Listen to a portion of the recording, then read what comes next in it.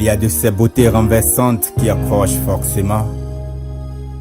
Et moi j'en ai croisé une, tellement belle que je croyais foncer sur un mirage. Et honnêtement, ces instants je les voulais éternels.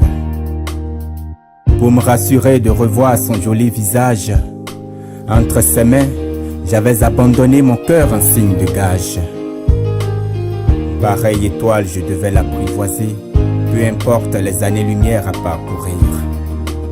Petit à petit, j'ai étendu ma toile pour la conquérir. J'ai même retenu son prénom. Elle s'appelait Béatitude. Mais franchement, sous cet tendre regard, j'ai découvert un nombre incalculable d'incertitudes. J'ai commencé à me méfier de la vieille institution. Les choses se sont empirées. Je crois même que j'en ai finalement perdu la raison.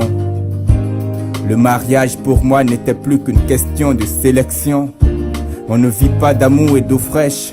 Autant jeter son encre en eau poissonneuse.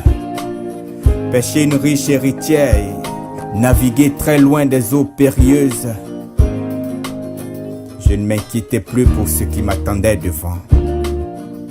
Pour ma propre gouverne, je l'avais même fourré au placard, ce fameux accord des parents.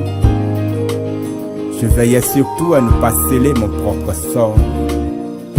Si je ne la trouve pas dans l'église, j'irai la chercher dehors. D'ailleurs, le manque d'expérience vexe.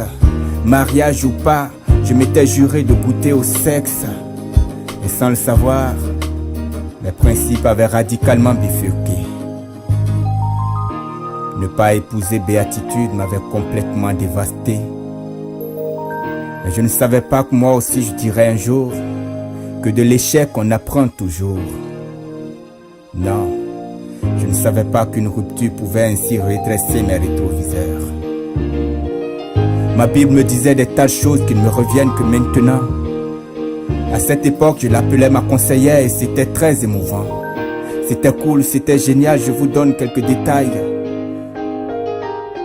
Elle me disait que ma femme vaut plus que des perles. Et qu'à côté d'elle, je me sentirais comme Adam dans les bras de sa Ève. Une belle Ève qui nage à l'antipode des querelles.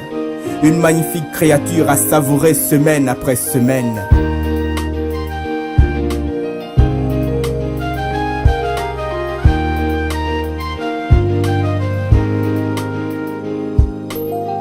Au cours de tous ces célèbres conseils, aujourd'hui, je débusque le secret des histoires d'amour qui jamais ne crèvent. C'est que loin des célèbres chapitres et des briefings bibliques, aucune aventure ne peut être réellement solide.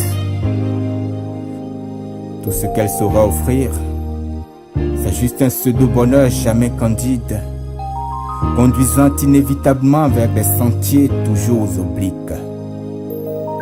Pour la simple raison que la beauté est vaine et la grâce est trompeuse. Seule la femme qui craint l'Éternel sera appelée femme vertueuse.